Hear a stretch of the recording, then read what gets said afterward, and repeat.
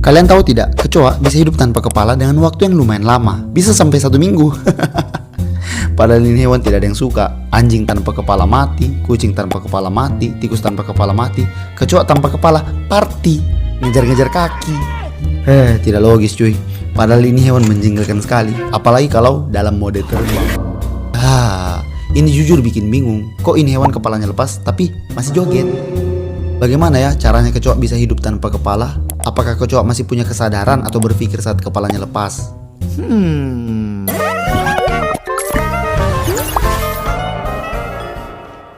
Oke, lanjut.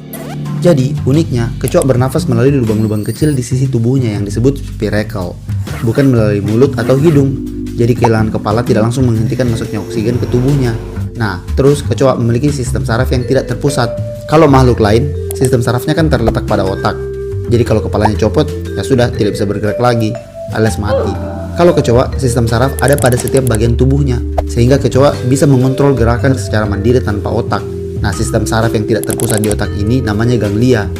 Dicatat ya, siapa tahu masuk ujian. Makanya kecoa bisa tetap bergerak tanpa kepala. Pertanyaan baru bisa muncul, apakah kecoa masih punya kesadaran atau berpikir padahal sudah tidak punya kepala? Jawabannya tidak. Oke, selesai.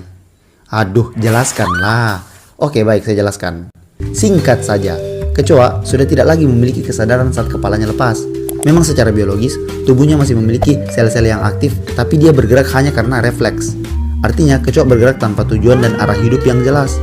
Dia sudah tidak lagi menjadi pengurai sisa makanan. Dia tidak lagi menghindar saat ada ancaman. Pokoknya dia hanya menjadi makhluk yang sebenarnya mati tapi bergerak. Apa ya? Apalah. Bener tuh. Saya harap teman-teman paham ya, karena kematian kan identik dengan tidak bergerak. Nah, kok kecoa dikatakan mati padahal masih bergerak? Kita tanyakan saja ke Pak Jokowi tentang itu. Gak tahu, tanya yang mau tanya saya. Bang, kok lu bahas ini? Manfaatnya apa?